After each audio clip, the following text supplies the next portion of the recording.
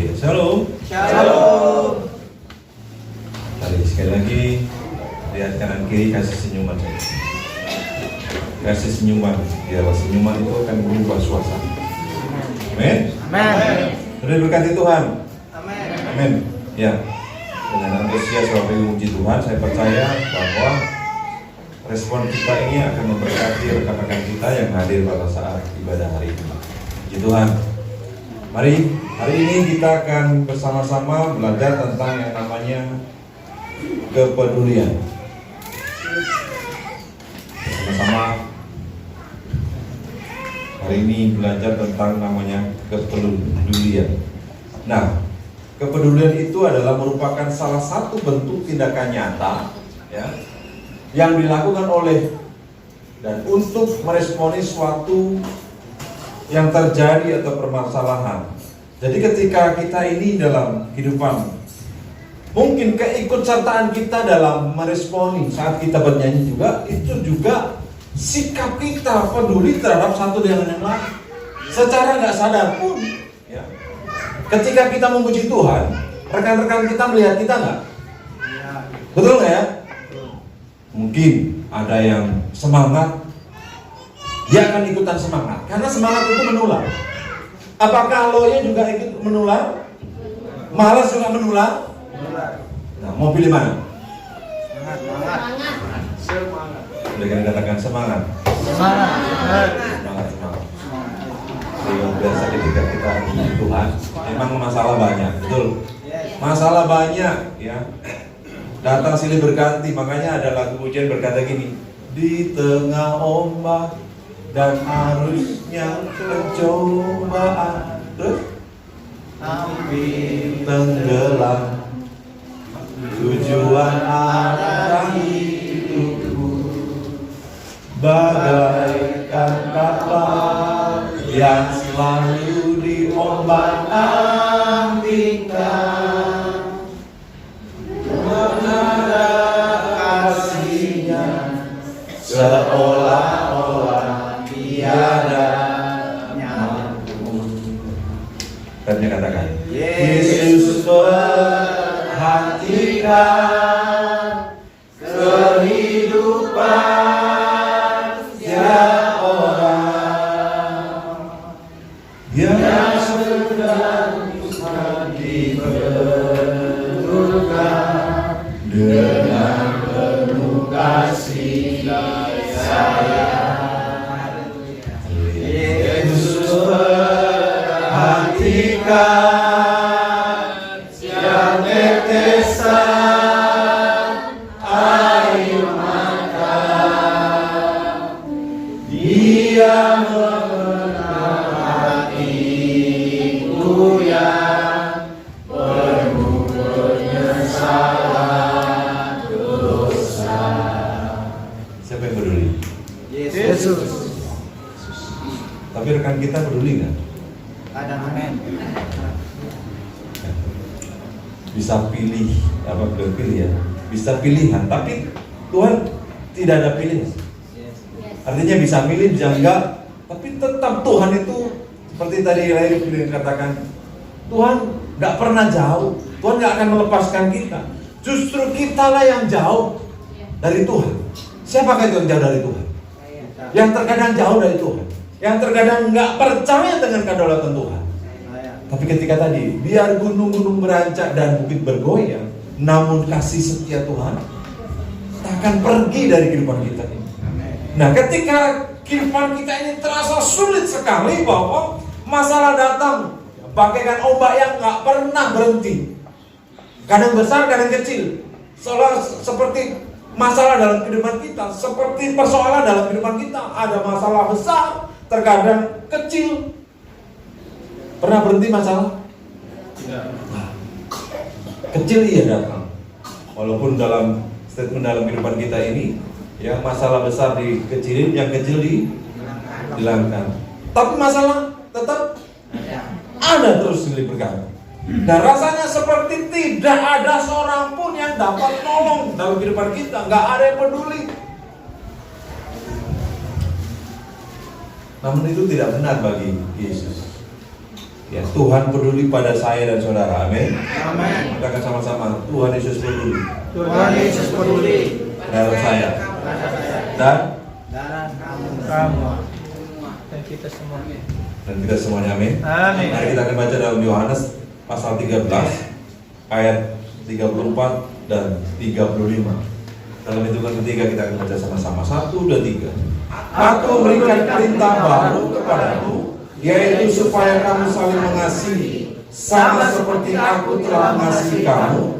Demikian pula kamu harus saling mengasihi. Dengan demikian semua orang akan tahu bahwa kamu adalah murid-muridku, yaitu jikalau kamu saling mengasihi.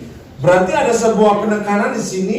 Dengan demikian semua orang akan tahu, ya, bahwa kamu adalah murid-muridku. Ketika kita ini melakukan kehendak Bapa, ketika kita akan melaksanakan perintah baru yang diberikan Tuhan terhadap kita, yaitu supaya kamu saling mengasihi, sama seperti aku telah mengasihi kamu, seperti Tuhan mengasihi kita. Demikian pula ini sebuah perintah, kamu harus saling mengasihi. Amin. Amin.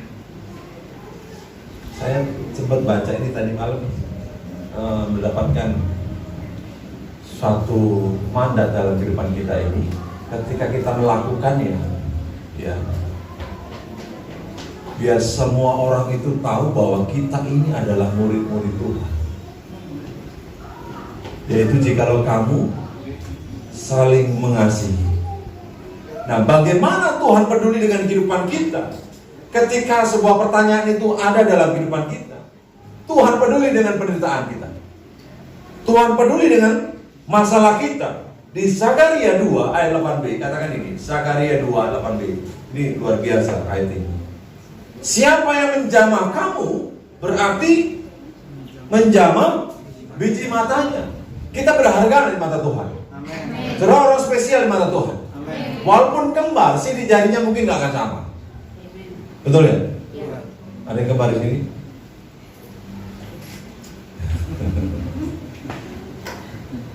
Ya mungkin fotokopi lah bapak anak, mamanya anaknya gitu kan. Ya tapi gak sama. Tapi saya percaya gini, ketika ayat ini berlaku buat kita semuanya, siapa yang menjamah kamu berarti menjamah biji mata Tuhan. Jadi kita ini dilindungi sedemikian rupa, kita di cover. Ya, setiap waktu perjalanan kita dilindungi Tuhan. Dan pertanyaan dalam kehidupan kita ini, kenapa Tuhan mengizinkan itu masalah datang, penderitaan itu datang? Ya, jawabannya adalah ketika lagu ini dinyanyikan di bulan Desember setahun sekali, dikatakan penasehat ajaib, Allah yang perkasa, Bapa yang Raja damai. Jadi ada sebuah apa ya? Yesus itu menjadi penasihat ajaib dalam kehidupan kita. Dia yang berkuasa, dia yang penuh kasih, dia yang penuh dengan kebijaksanaan. Dan ketika kita menghadapi hal apapun, jadikan Yesus penasihat yang ajaib. Amin. Jadikan Yesus yang berkuasa dalam kehidupan kita. Nah, Bapak Ibu terkasih dalam nama Tuhan. Nanti sore ada ibadah jam 5 sore. Ya, nanti ada ibadah jam 5 sore. Gereja kita ini akan ditabiskan oleh perwakilan dari pemerintah, ya, Sinode GBI yang namanya Badan Pengurus Daerah Bekasi, ya, Gereja Betel Indonesia. Jadi sudah tercatat di pemerintah. Kalau kemarin kita hanya tercatat di kelurahan.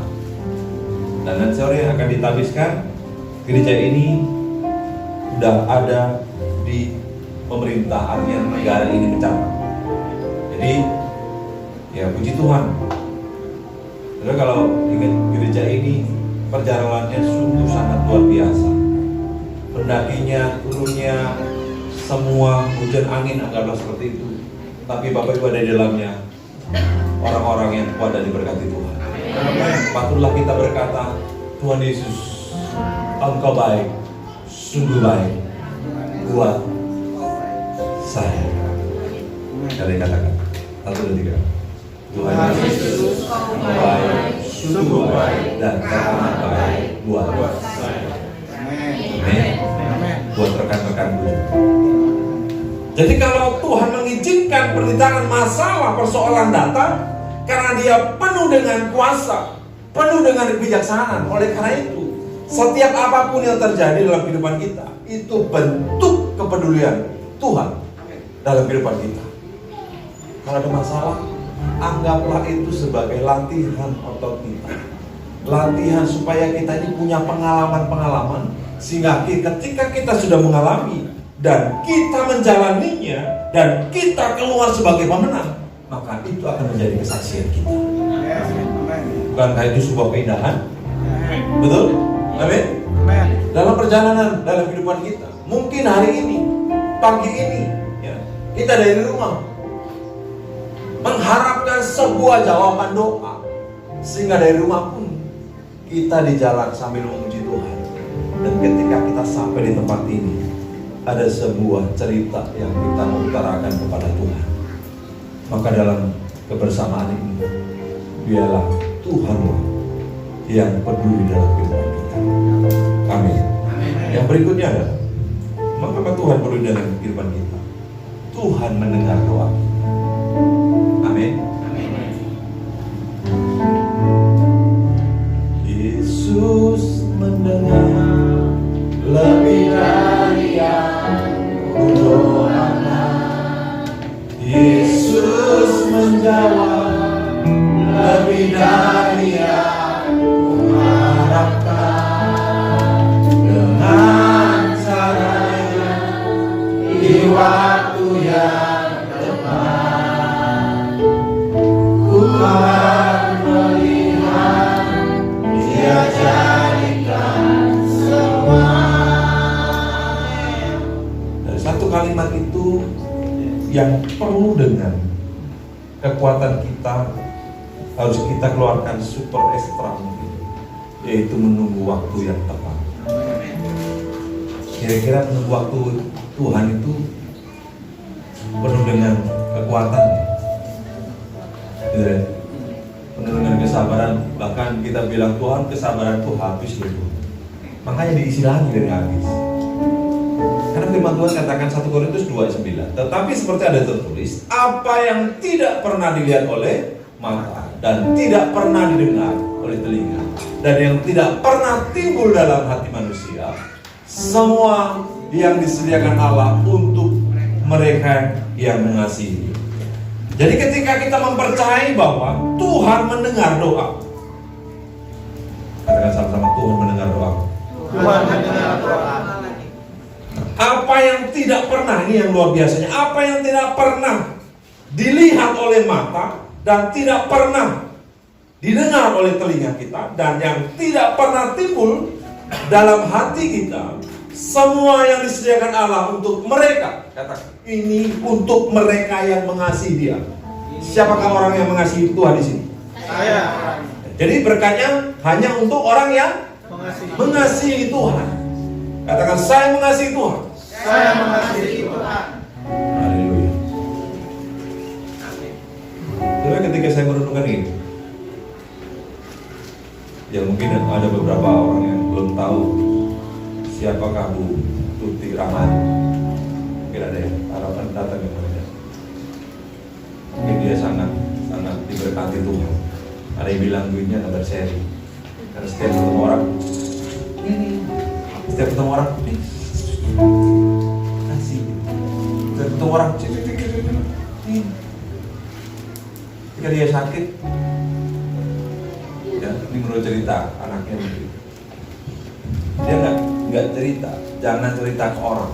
Jadi satu pun nggak ada yang tahu.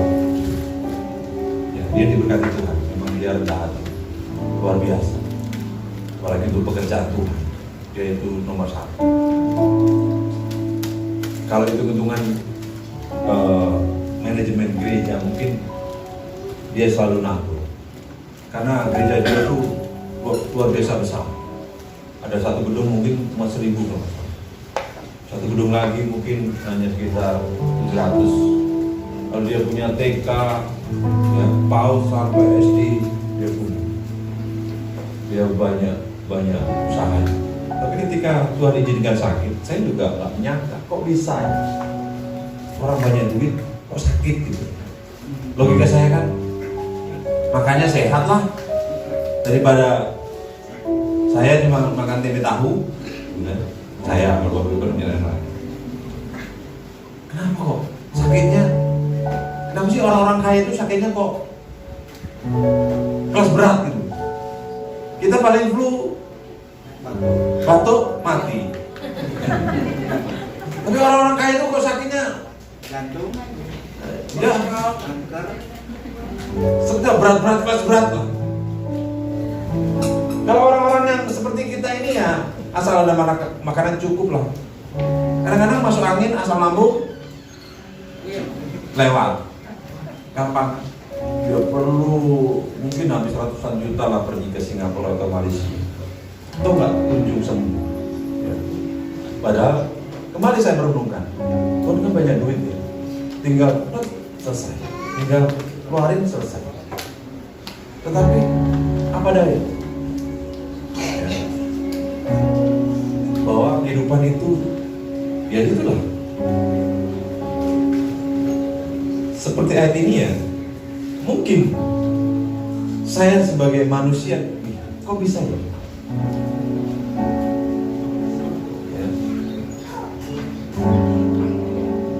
Oh, tidak ada yang berkuasa atas kematian. Sakit, penyakit Tuhan izinkan. Ya, tugas kita cuma menjalani. Asalkan kita jangan meninggal karena dosa kita, artinya perkataan kita. Ayo, ketika itu terjadi, percayalah, itu rencana Tuhan yang terbaik. Bagi manusia mungkin Tuhan kok nggak adil, nggak dengar doaku. Aku kan minta sembuh, aku minta terlepas. Justru itu mungkin kalau katakan kamu saatnya selesai di dunia ini. Kan sering saya katakan, sering saya tanya di tempat ini. Semua pasti ingin masuk surga. Amin. Tapi kalau ditanya siapa yang mau duluan,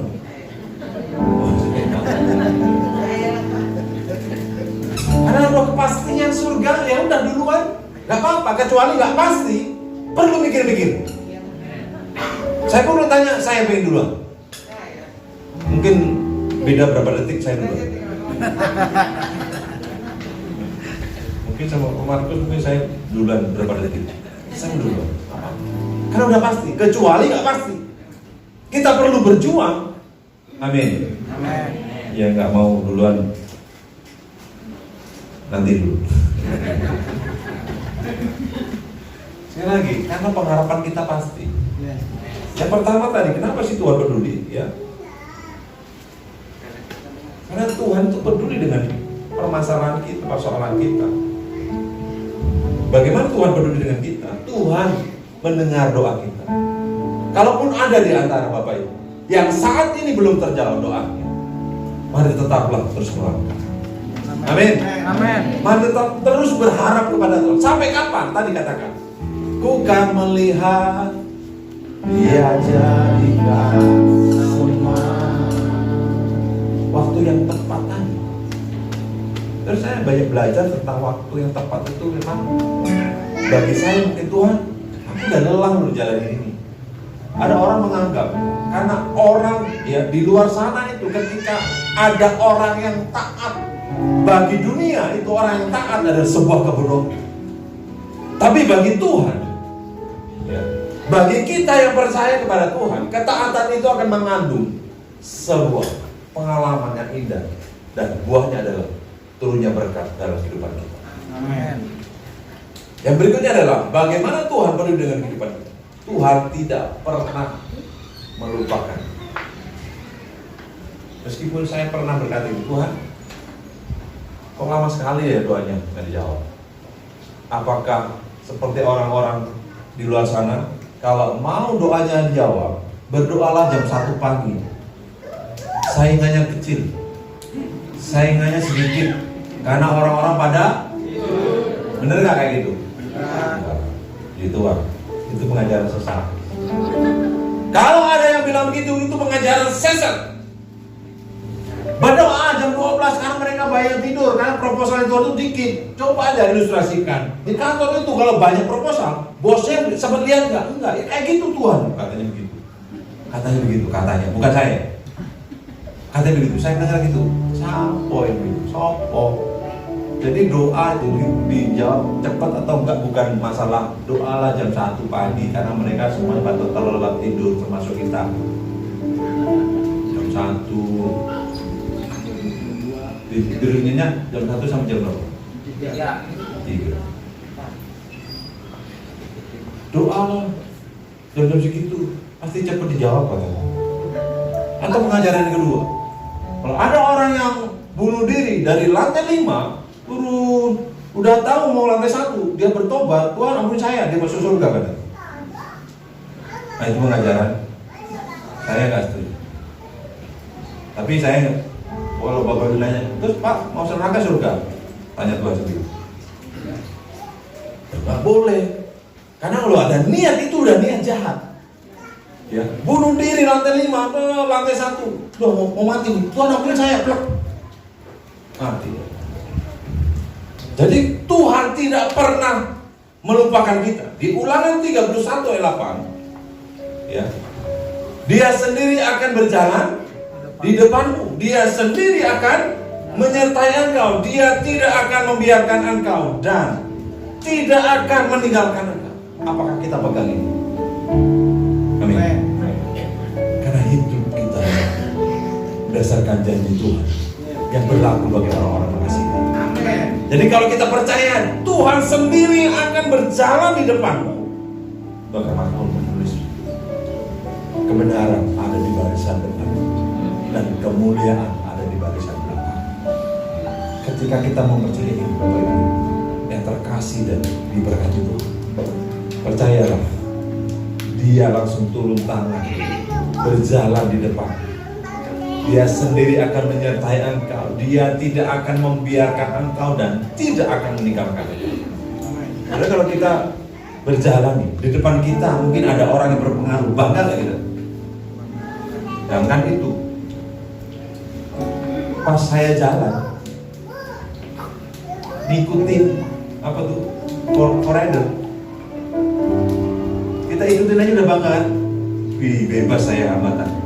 Apalagi lo nempel di belakang ambulan, terus kita videoin, siapa yang begitu? Ada kan? Ih, padahal nggak buat dia, pas kebetulan aja. Ih, dikawal boy katanya. Ada yang begitu di sono sini. Contoh kecil aja, itu kita udah bangga.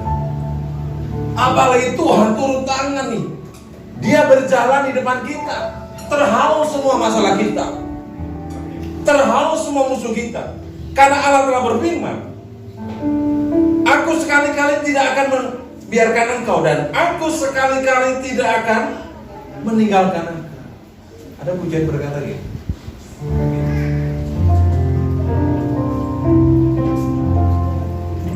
Berkali-kali Kau menolong, berkali-kali Kau kuatkan.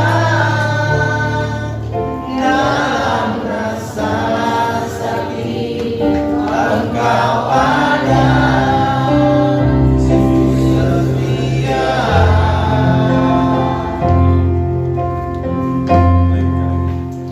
Berkali-kali Kau menolong, berkali-kali Kau kuatkan. Dalam berjuang gelap Engkau ada, Yesus setia. Amin. Amin. Coba ya, berkali-kali. Manusia terbatas nggak menolong? Bro, udah cukup bro, udah mau 3 kali. Please lah, tahu diri lah. Manusia di luar sana. Di sini nggak, amin. Di sini berlimpah pertolongan, berlimpah kasih setia Tuhan.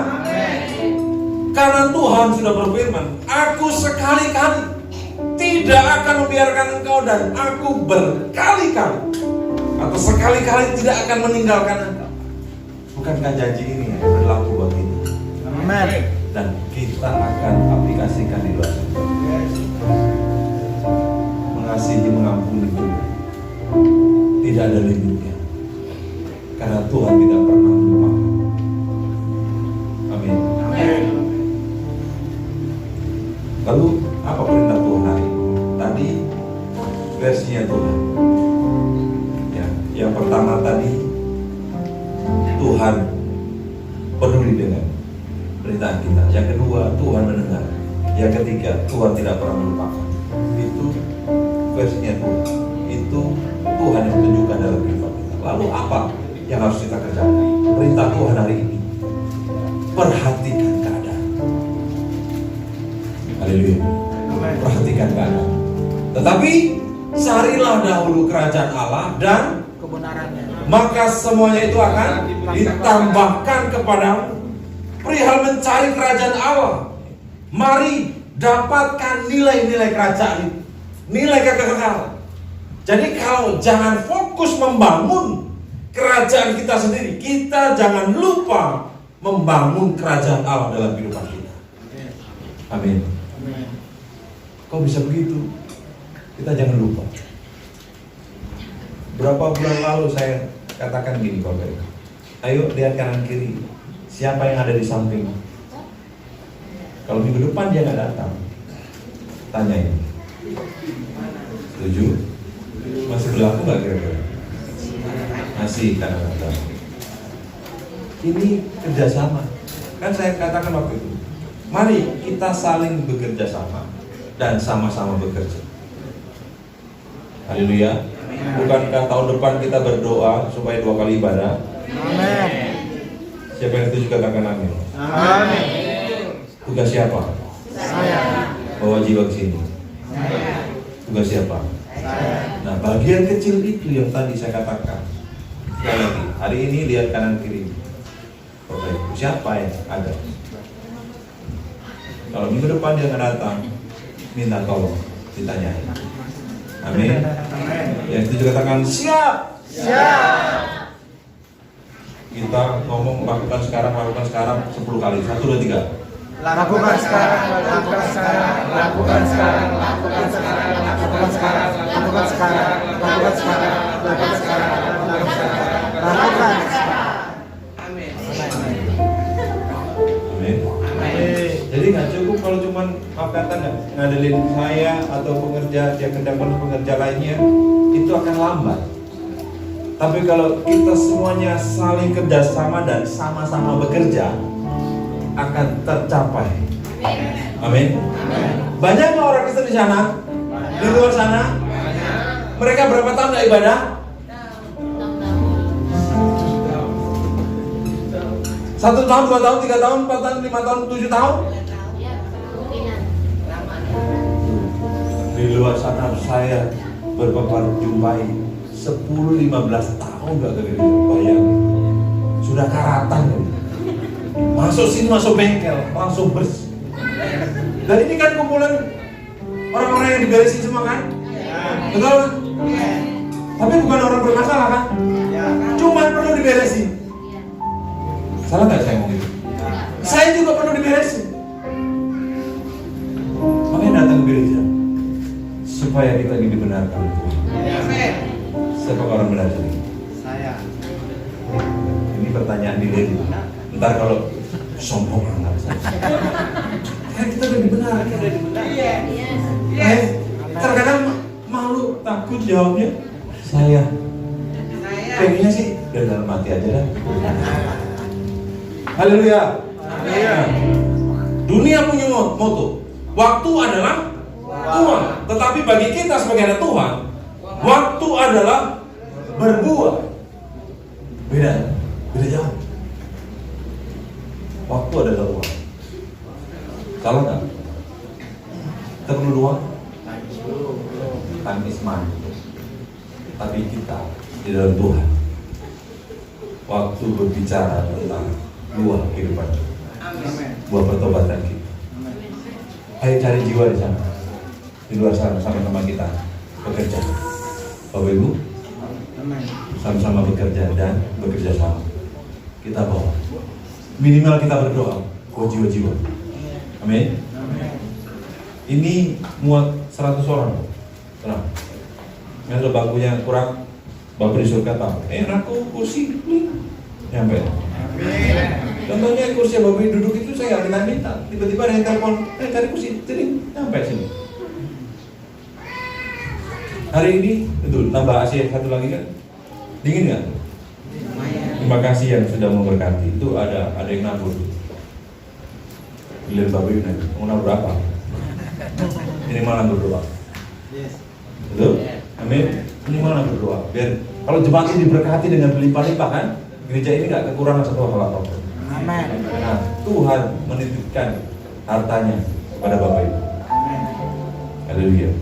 Nah, yang kedua, perintah Tuhan hari ini adalah, tadi yang pertama adalah perhatikan keadaanmu. Jadi yang kedua adalah peduli sesama. Ini harus kita lakukan. Ini perintah Tuhan hari ini. Yang pertama tadi adalah perhatikan keadaan. Jadi yang kedua, peduli tentang sesama. Kita baca Ibrani 13 ayat 16. 1, 2, 3.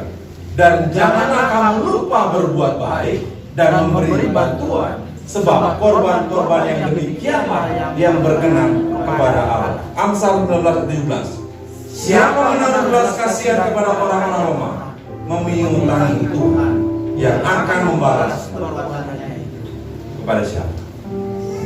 Kepada kita semua. Jadi kalau berbicara tentang peduli sesama, janganlah kamu lupa berbuat baik. Berarti pernah kita lakukan. Ini mengingatkan, jangan lupa berbuat baik. Ingatkan kanan kiri, jangan lupa berbuat baik. Jangan lupa berbuat baik.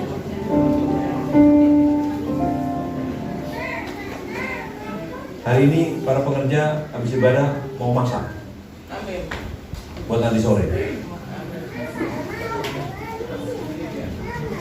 Masak di rumah, masak di gereja. Kalau nanti datang.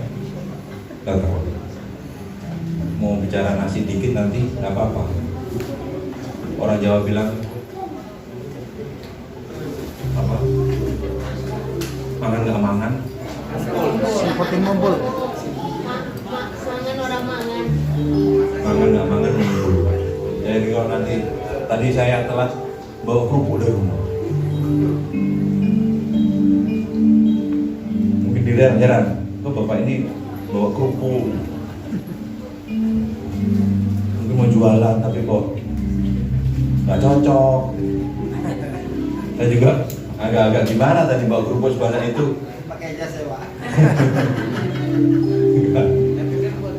Nggak cocok mungkin untungnya kan adanya Tuhan pas isi angin mau kemana Pak itu kerupuk sebanyak itu mau makan mana CBR kok jauh amat. Tenang kerupuknya jamrut beda sama kerupuk sini. Menghibur diri karena kerja buat Tuhan selalu manusia. Bukan manusia tapi manusia. Jadi perintah Tuhan hari ini yang pertama tadi adalah perhatikan keadaan. Jadi ini menyangkut kerohanian kita. Perhatikan apakah hari-hari ini saat ini kita sedang kendor, ya, roh kita nggak menyala-nyala, atau kita sedang tidak acuh-acuh atau masa bodoh. Jadi Tuhan suruh periksa dalam kehidupan kita. Perhatikan keadaan. Tadi VOP katakan, ya, sampai misi amanat agung itu tersiar ke seluruh dunia tahun 2003. Bukan berarti tahun 2033 Tuhan datang, tapi secara teologi juga di Alkitab juga sampai ya semuanya mendengar nama Yesus. Ya, bisa jadi, bisa enggak. Tapi itu tugas kita di CBL ini. Biarlah gereja ini menjadi, kota ini menjadi terpuji, ternama di antara segala, karena umat Tuhan di tempat berdoa. Yang kedua tadi peduli sesama. Yang ketiga, yang terakhir, Katakan, perhatikan ibadah. Ibrani 10 ayat 25. Janganlah kita menjauhkan diri dari pertemuan-pertemuan ibadah kita, sebab seperti dibiasakan oleh beberapa orang, tetapi marilah kita saling menasihati dan semakin giat melakukannya menjelang hari Tuhan yang mendekat. Jangan menjauhkan diri. Tadi Matius 6:33. Cari dahulukan kerajaan, dahulukan pertemuan ibadah. Karena kalau merasa saya ibadah online itu bukan ibadah, nonton. Jadi usahakanlah kita bertemu dengan orang-orang yang kita kasih. Pasti kalau Bapak Ibu gak datang, ditanyain dan saling nanyain. Sekali lagi, ayo, ini tugas kita. Memang diakonia ada untuk hal itu. Bapak Ibu yang tergabung di KUL, yang belum tergabung di KUL, ayo ikut KUL. Karena itu adalah kepanjangan dari gereja yang mau bertumbuh. Karena motonya adalah KTM, kesatuan hati, tumbuh bersama, memenangkan. Goalnya itu memenangkan jiwa. Kalau sudah bertumbuh dalam kesatuan hati, ya, kesatuan hati tumbuh bersama untuk memenangkan jiwa. Karena gereja ini pun ya terbentuk karena ada komsel atau KUL. Jadi kalau Bapak Ibu di rumahnya rindu dibangun mesbah dalam KUL, bisa menghubungi para pekerja atau Pak Ibu yang semangat ibadah. Katakan amin. Amin. Jadi perintah Tuhan hari ini, perhatikan keadaanmu, peduli sesama, perhatikan ibadah. Kalau di dalam 1 Timotius 4:8 ayat terakhir, 1, 2, 3. Latihan badani batas gunanya, tetapi ibadah itu berguna dalam karena mengandung baik untuk hidup ini maupun untuk hidup yang akan datang. Nah, latihan badani terbatas. Contoh, saya kemarin kurus, udah naik lagi ya? Kan terbatas. Kita menjaga buat sehat. Kemarin lari dari rumah, bukan lari dari kenyataan. Dari rumah sampai mau ke Tol Timur, buat apa? Oh, terbatas. Tapi itu hanya levelnya menjaga kesehatan.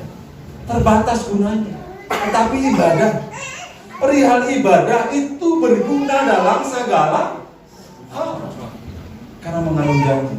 Katakan lebih jelas, baik untuk hidup, kurang lebihnya untuk hidup sekarang ini maupun untuk hidupnya akan datang, kekekalan.